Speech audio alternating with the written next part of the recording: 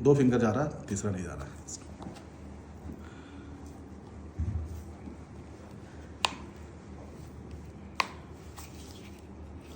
मुंह खोलेंगे,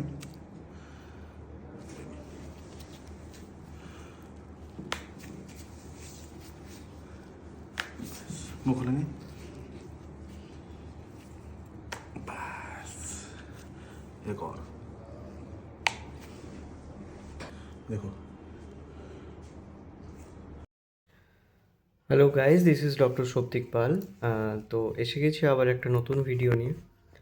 এতক্ষণ তোমরা যেটা ভিডিওতে দেখলে যে জ অ্যাডজাস্টমেন্ট, তো ওএসএমএফ অর্থাৎ ওরাল সাবমিউকাস ফাইব্রোসিস বলে একটি ডিজিজ রয়েছে, যেটা জেনারেলি সেই সমস্ত পেশেন্টদের ক্ষেত্রে হয় যারা নিয়মিত প্রচুর পরিমাণে পান, বিশেষ করে যেটাকে আমরা বিটেল নাট বলি অর্থাৎ সুপারি দিয়ে যারা যেটা পান খান, তাদের ক্ষেত্রেই জেনারেলি এই রোগটি দেখা যায়।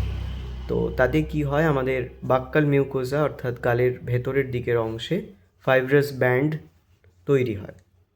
তো তার একটি অন্যতম প্রধান সিমটমস সেটা হলো রিডিউসড মাউথ ওপেনিং, অর্থাৎ হাঁ করতে ছোট হয়ে যাবে, বড় মুখে হাঁ করতে পারবে না, রিডিউসড মাউথ ওপেনিং।